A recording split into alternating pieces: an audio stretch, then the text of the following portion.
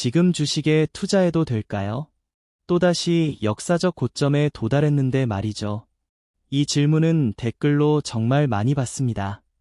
S&P 500 지수는 연일 사상 최고점을 경신하고 있으며 사람들의 마음속에는 탐욕과 공포가 뒤섞여 불안감이 감돌고 있습니다.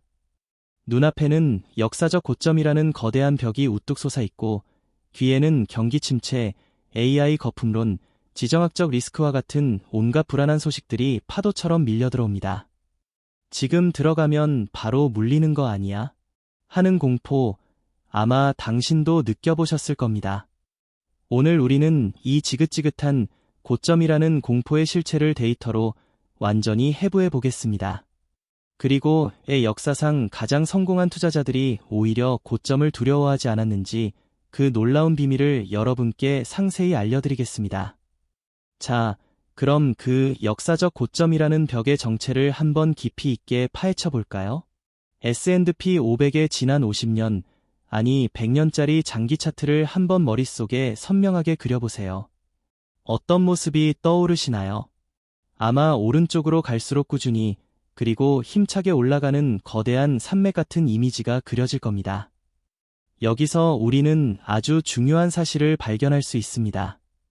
바로 과거의 대부분의 역사적 고점은 시간이 흐르면 항상 더 거대한 고점에 의해 새롭게 덮여왔다는 점입니다. 우리가 지금 두려워하는 오늘의 역사적 고점은 10년 뒤, 20년 뒤에는 그저 스쳐 지나간 수많은 점 중 하나로 기억될 가능성이 매우 높다는 뜻입니다. 왜 이런 현상이 반복될까요?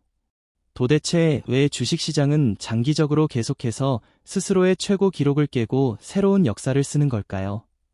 그 답은 주식시장이 본질적으로 성장 자산이라는 데 있습니다.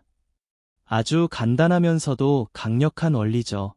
첫째, 주가는 결국 기업의 이익을 충실히 따라갑니다.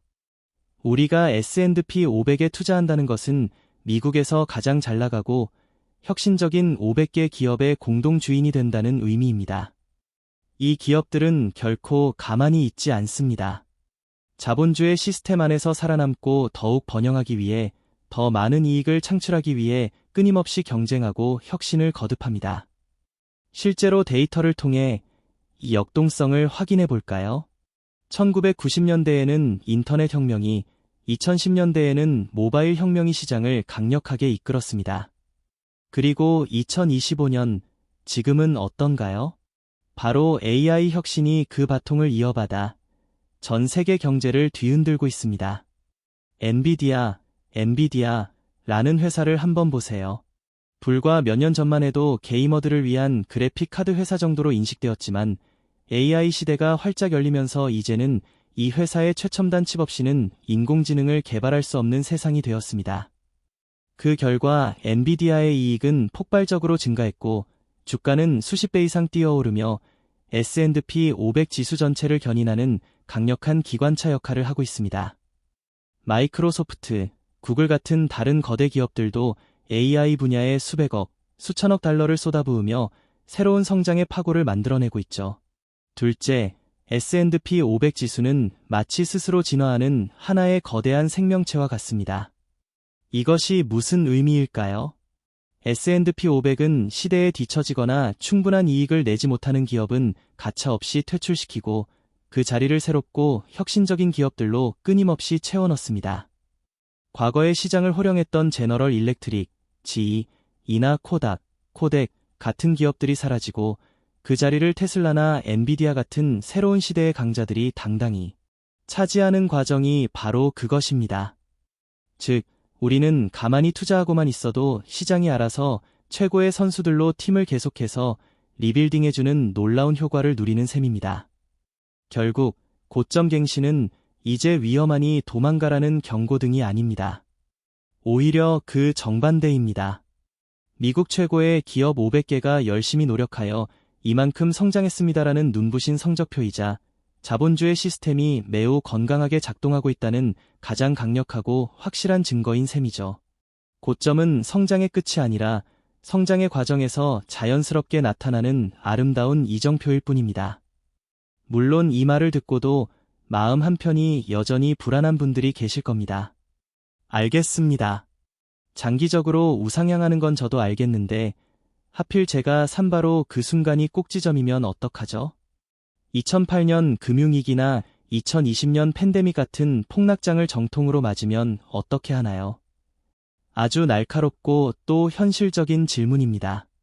그래서 다음 장에서는 역사상 최악의 운을 가진 투자자와 최고의 운을 가진 투자자, 이 두 사람의 20년간의 투자 여정을 직접 시뮬레이션하여 그 충격적인 결과를 숫자로 명확하게 보여드리겠습니다. 아마 여러분의 상상을 완전히 뒤엎는 예상 밖의 결과가 기다리고 있을 겁니다. 자, 이제 복잡한 이론은 잠시 접어두고 팩트의 링 위로 올라가 보겠습니다. 지금부터 들려드릴 이야기는 흔한 인터넷 뇌피셜이 아닙니다. 자산 규모만 무려 9조 달러, 한화 약 1경 원에 달하는 막대한 자산을 굴리는 미국 3대 증권사 중 하나인 찰스 슈왑, 차얼즈 셔브, 이 실제 고객 데이터를 바탕으로 철저히 검증한 연구 결과입니다. 이들이 수십 년간 고객들의 소중한 돈을 운용하며 찾아낸 돈의 진리를 지금부터 여러분께 공개합니다. 실험 조건은 이렇습니다. 2005년부터 2024년까지 정확히 20년 동안 매년 똑같이 2,000달러, 약 290만 원씩 S&P 500 지수에 투자합니다. 20년 동안 투자 원금은 총 4만 달러, 우리 돈으로 약 5,800만 원 정도가 되겠죠. 여기에 성격과 투자 방식이 완전히 다른 5명의 가상 투자자가 있습니다. 이들의 운명이 20년 뒤 어떻게 극명하게 갈렸는지 그 충격적인 성적표를 지금 공개합니다. 참가자들을 소개합니다. 여러분은 이 중에서 누구에 해당하시나요? 별표 완벽한 피터, 별표 이 사람은 말 그대로 신입니다. 매년 주가가 가장 싼 최저점을 기가 막히게 정확히 맞춰서 투자했습니다. 별표 즉시 투자한 애슐리, 별표 타이밍을 잴 줄 모릅니다. 그냥 돈이 생기는 매년 1월 1일에 아무런 고민 없이 바로 투자했습니다. 별표 매달 나눈 매튜, 별표 우리가 흔히 하는 정액 적립식 투자의 표본입니다. 연간 2,000달러를 12달러 나누어 매월 초에 꾸준히 매수했습니다. 별표 불운한 로지, 별표 이보다 더 지독하게 운이 없는 사람은 없을 겁니다. 매년 주가가 가장 비싼 최고점, 즉 상투 끝자락에서만 투자했습니다. 별표 미루는 레리, 별표 지금은 고점이야. 좀 더 떨어지면 사야지라고 계속해서 기회를 엿보다가 결국 주식은 단 한 주도 못 사고 20년 내내 현금만 들고 있었습니다. 2024년 말 20년이라는 긴 세월이 지났습니다. 과연 1등은 누구고 꼴찌는 누구일까요? 그리고 1등과 꼴찌의 자산 차이는 얼마나 엄청날까요? 당연히 1등은 신의 능력을 가진 완벽한 피터였습니다. 그의 자산은 놀랍게도 18만 6,777달러가 되었습니다. 원금의 6배가 넘는 엄청난 수익률이죠. 그렇다면 이 대망의 2등은 과연 누구일까요? 여기서 첫 번째 반전이 일어납니다. 바로 아무런 고민 없이 즉시 투자한 애슐리가 2등을 차지했습니다. 그녀의 자산은 17만 555달러였습니다. 놀랍지 않으십니까? 신의 능력을 가진 피터와 그냥 아무 생각 없이 연초에 꾸준히 산 애슐리의 최종 자산 차이는 고작만 5,522달러에 불과했습니다. 20년이라는 긴 세월을 생각하면 연간 수익률 차이는 정말 미미한 수준이죠. 피터가 매일 밤새워 차트를 분석하고 완벽한 타이밍을 재느라 썼을 엄청난 스트레스와 노력을 생각하면 오히려 애슐리가 진정한 승자일지도 모릅니다. 3등은 매달 나누어 투자한 매튜로 16만 6,591달러를 기록했습니다. 애슐리와도 그리 큰 차이가 나지 않습니다. 이는 적립식 투자, 달러 코스트 에브리징, 역시 충분히 훌륭하고 효과적인 투자 전략이라는 강력한 증거입니다. 여기서 잠깐 우리가 놓치면 안 되는 엄청난 비밀이 하나 더 있습니다. 만약 원달러 환율이 1,600원, 2,000원까지 치솟는다면 어떻게 될까요? 여러분이 가진 자산은 달러 자산이기 때문에 가만히 앉아서 환차익이라는 특별한 보너스까지 덤으로 챙기게 됩니다. 자, 다시 돌아와서 오늘 이야기의 하이라이트입니다. 매년 최고점에만 물렸던 비운에 로지와 투자가 무서워 20년 내내 현금만 들고 기회를 엿보던 미루는 레리. 과연 누가 더 비참한 결과를 맞이했을까요? 많은 분들이 고점에 물린 로지가 당연히 망했겠지라고 생각하십니다. 하지만 결과는 우리의 예상을 완전히 뒤엎는 정반대였습니다. 불운한 로지의 최종 자산은 무려 15만 1,343달러였습니다. 즉시 투자한 애슐리와 비교해도 고작 2만 달러 정도밖에 차이가 나지 않습니다. 심지어 2008년 금융위기 직전, 2020년 팬데믹 직전에 최고점에만 샀는데도 말이죠. 반면 완벽한 기회를 기다리며 현금만 들고 있던 미루는 레리의 자산은 얼마였을까요? 고작 4만 7,357달러였습니다. 원금 4만 달러에서 겨우 7,000달러 불어난 수준으로 사실상 은행 예금 이자 수준에 불과합니다. 이 충격적인 숫자가 보이십니까? 15만 달러 대 4만 7천 달러. 역사상 최악의 타이밍의 주식을 꾸준히 산 사람이 완벽한 타이밍을 재느라 투자를 아예 하지 않은 사람보다 자산을 무려 3배 넘게 불렸습니다. 도대체 왜 이런 일이 벌어졌을까요? 이유는 간단합니다. 로지는 비록 비싸게 샀을지언정 시장 안에 머물러 있었습니다. 그녀가 손실에 물려있는 동안에도 기업들은 끊임없이 돈을 벌었고 배당금이 나왔으며 주가는 결국 회복하여 이전 고점을 뚫고 올라갔습니다. 그녀의 자본은 계속해서 묵묵히 일을 하고 있었던 겁니다. 하지만 레리는 완벽한 기회를 기다리느라 시장의 자연스러운 성장을 단 1초도 누리지 못했습니다. 손해보기 싫다는 그 마음이 결과적으로는 가장 큰 손해, 즉 기회 비용 상실이라는 쓰라린 결과를 불러온 것입니다. 물론 이 연구 결과를 보시면서 우리가 냉정하게 짚고 넘어가야 할 3가지 주의점이 있습니다. 맹목적인 믿음은 금물입니다. 모든 투자 선택은 각자의 책임하에 신중하게 판단하셔야 합니다. 첫째, 과거의 수익률이 미래를 100% 보장하지는 않습니다. 지난 20년은 미국 주식이 유독 강력한 상승세를 보였던 시기였습니다. 앞으로의 20년도 똑같이 우상향할 것이라는 보장은 어디에도 없습니다. S&P 500 이야기만 하면 꼭 나오는 반론이죠. 이 반론 역시 맞는 말입니다. 당연히 모든 투자에는 위험이 따릅니다. 하지만 리스크만을 따진다면 예금에 넣어두는 것이 가장 좋겠죠. 그러니 딱 이것만 생각하시면 됩니다. 네, 우리가 S&P 500에 투자한다라는 것은 단순히 차트의 숫자에 베팅하는 것이 아닙니다. 미국이라는 거대한 시스템이 망하지 않을 것이라는 근본적인 사실에 베팅하는 것입니다. 전 세계 최고의 인재들이 미국으로 끊임없이 모여들고 가장 혁신적인 기술이 미국에서 탄생하며 기축통화인 달러가 전 세계 패권을 쥐고 있는 한 자본주의의 심장은 결코 멈추지 않을 겁니다. 만약 S&P 500이 완전히 망해서 휴지 조각이 되는 날이 온다면 그때는 여러분의 예금도 부동산도 원화 현금도 이미 아무런 쓸모가 없는 세상일 확률이 매우 높습니다. 즉, 자본주의의 1등 엔진에 올라타는 것이 확률적으로 가장 안전하고 확실한 승부라는 사실은 변하지 않습니다. 이 생각에 동의하시는 분만 S&P 500에 투자하시면 되는 겁니다. 둘째, 세금과 수수료 문제입니다. 이 시뮬레이션은 순수 지수 수익률을 가정한 것입니다. 실제로는 거래 수수료와 양도소득세 등의 세금을 내야 하므로 여러분의 실제 통장에 찍히는 돈은 이보다 조금 적을 수 있습니다. 셋째, 이건 어디까지나 미국 S&P 500 지수에 투자했을 때의 이야기입니다. 꾸준히 우상향하지 않는 개별 잡주, 개별 테마주, 나 장기간 박스권에 갇힌 다른 국가 지수에 이 논리를 그대로 적용했다가는 로지처럼 구조되지 못하고 진짜로 망할 수도 있습니다. 하지만 이러한 한계점에도 불구하고 이 연구가 우리에게 던지는 메시지는 섬뜩할 정도로 명확합니다.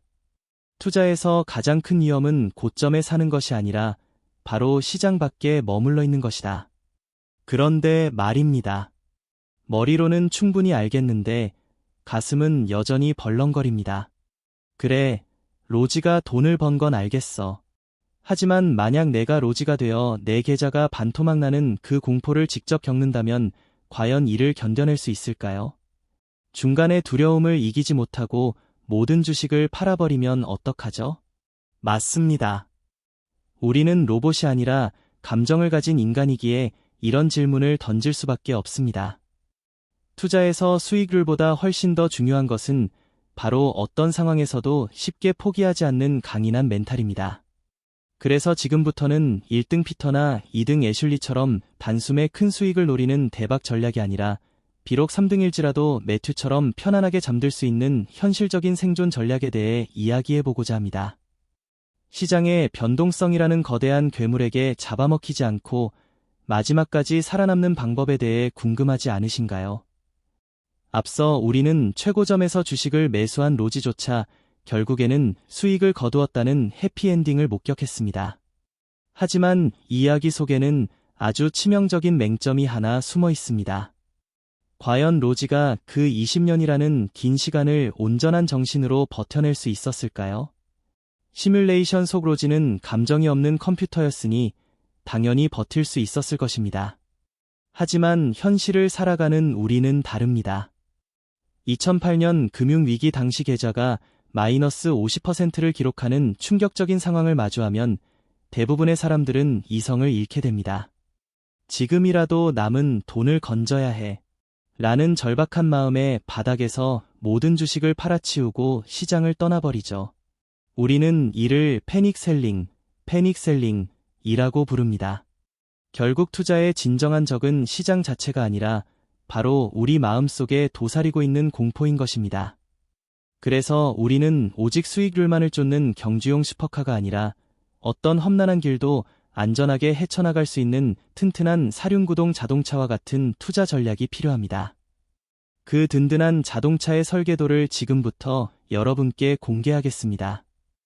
첫 번째 도구는 바로 지난 실험에서 3위를 차지했던 매튜의 적립식 투자 방식입니다. 많은 분들이 목돈이 있다면 한 번에 투자하는 것이 수익률에 가장 좋다던데? 라고 질문합니다. 사실입니다. 통계적으로는 꾸준히 우상향하는 시장에서 거치식 투자를 통해 한 번에 목돈을 넣는 것이 수익률 면에서는 더 유리할 수 있습니다. 하지만 적립식 투자의 진정한 가치는 단순히 높은 수익률을 추구하는 것이 아니라 투자자의 심리를 효과적으로 방어해 준다는 점에 있습니다. 한번 상상해 보세요. 내가 매수한 주식이 다음 달에 갑자기 폭락했습니다.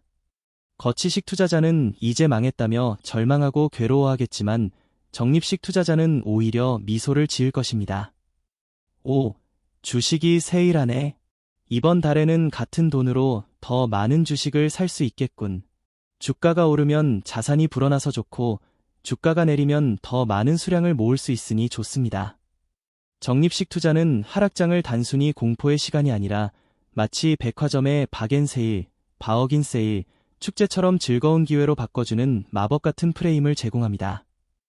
이처럼 긍정적인 마음가짐이야말로 여러분이 길고 긴 20년의 투자 여정을 중도에 포기하지 않고 완주하게 만드는 가장 강력한 정신적 연료가 될 것입니다. 하지만 아무리 적립식 투자를 한다 해도 도저히 감당하기 어려운 초대형 폭락장이 찾아온다면 어떻게 해야 할까요? 그때 우리에게 필요한 것이 바로 자산 배분 전략입니다. 자산 배분을 쉽게 설명하자면 마치 완벽한 축구팀을 구성하는 것과 같습니다. 주식이라는 강력한 공격수 옆에 채권이라는 든든한 골키퍼를 세우고 여기에 금이라는 최후의 믿음직한 수비수까지 함께 배치하는 것이죠. 주식은 돈을 불려주는 뛰어난 공격수 역할을 하지만 그 성격이 매우 변덕스러워 예측하기 어렵습니다. 반면에 국채 같은 안전자산은 재미는 없지만 경제위기나 불안정한 시기에는 든든하게 우리의 자산을 받쳐주는 역할을 합니다. 보통 경제위기가 닥치면 주식시장은 크게 하락하지만 안전자산 선호 심리가 강해지면서 국채 가격은 오히려 상승하는 경향이 있기 때문입니다. 여기에 금이라는 특별한 자산을 한 스푼 더하면 어떻게 될까요? 금은 화폐 가치가 종이 조각이 되는 극단적인 상황 속에서도 유일하게 그 가치를 지키며 살아남는 실물 자산입니다.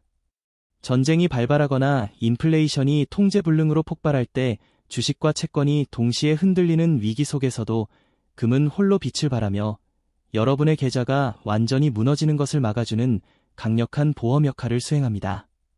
데이터를 통해 직접 확인해 볼까요? 2008년 금융위기 당시 주식 100%로 구성된 포트폴리오는 거의 반토막이 나는 충격적인 손실을 입었습니다. 만약 1억 원을 투자했다면 5천만 원으로 줄어들었다는 뜻이죠. 하지만 예를 들어 주식 50%, 채권 30%, 금 20%를 혼합한 포트폴리오를 구축했다고 가정해 봅시다. 이렇게 자산을 배분하면 하락폭이 훨씬 크게 줄어들어 방어력이 극대화됩니다. 단순 계산으로도 약 마이너스 15% 정도의 손실률을 기록했을 것입니다. 마이너스 50%와 마이너스 15%의 차이, 단지 그 정도 차이라고 가볍게 생각해서는 안 됩니다. 내가 투자한 1억 원이 5천만 원이 되는 것과 8,500만 원으로 버티는 것은 그야말로 하늘과 땅 차이입니다. 마이너스 15%에서 마이너스 20% 정도의 손실이라면 그래, 기다리면 언젠가 회복되겠지 하고 비교적 평온한 마음으로 버틸 수 있지만 마이너스 50%라는 절반의 손실은 투자자를 극심한 공포에 질리게 하여 결국 시장을 떠나게 만들고 맙니다. 이처럼 주식, 채권, 그리고 금의 조합은 여러분이 예측 불가능한 시장의 폭풍 속에서도 퇴장당하지 않고 끝까지 살아남을 수 있도록 지켜주는 든든한 생명줄과 같습니다. 그리고 이러한 자산 배분 전략의 완성, 즉 활용점정을 찍는 것이 바로 리밸런싱입니다. 만약 우리가 주식, 채권, 금의 비율을 5대 3대 2로 맞춰 놓았는데 주식시장이 폭락하여 이 비율이 깨졌다고 가정해 봅시다. 이때는 기계적으로 가격이 오른 채권과 금을 일부 팔아 가격이 떨어진 주식을 매수하여 원래의 비율을 다시 맞추는 것입니다. 이것이 왜 그렇게 대단한 전략일까요? 바로 투자의 가장 기본적인 대원칙인 쌀 때, 사서 비쌀 때 판다는 행위를 우리의 감정과 상관없이 강제로 실현시켜주기 때문입니다. 인간의 감정으로는 주식시장이 폭락할 때 두려움에 휩싸여 선뜻 주식을 사기 어렵습니다. 그러나 리밸런싱 규칙을 따르게 되면 모두가 공포에 질려 있을 때 안전 자산이 벌어다준 돈으로 강제로라도 저렴해진 주식을 줍줍하게 만듭니다. 반대로 시장이 과열되어 주식 가격이 너무 비싸지면 시스템적으로 비싸진 주식을 팔아 이익을 실현하도록 유도합니다. 이처럼 감정을 배제하고 오직 시스템에 따라 매매하는 것. 이것이야말로 워런 버핏이나 레이 달리오와 같은 투자 대가들이 입을 모아 말하는 투자의 진짜 비결인 것입니다. 그럼 지금까지의 내용을 한번 정리해 볼까요? 현재의 주식 가격은 수많은 기업들이 피땀 흘려 이룩한 성장의 결과물입니다. 설령 최악의 타이밍에 주식을 매수한다 하더라도 아예 투자하지 않고 시장 밖에 머물러 있는 것보다는 적어도 3배 이상 나은 선택입니다. 또한 적립식 투자와 자산 배분이라는 견고한 시스템을 구축한다면 폭락장이 찾아와도 오히려 이를 즐거운 기회로 받아들일 수 있습니다. 여러분이 진정으로 두려워해야 할 것은 오늘 주가가 너무 비싸다는 사실이 아닙니다. 진짜 두려워해야 할 것은 바로 오늘도 아무런 행동도 하지 않고 그저 흘려보낸 시간입니다. 20년 뒤 여러분은 고점에 대한 공포를 이겨내고 과감히 매수 버튼을 누른 오늘의 자신에게 눈물겹도록 감사하게 될 것입니다. 오늘 이 영상이 여러분의 투자를 향한 첫걸음에 확고한 확신을 심어주었기를 진심으로 바랍니다. 감사합니다.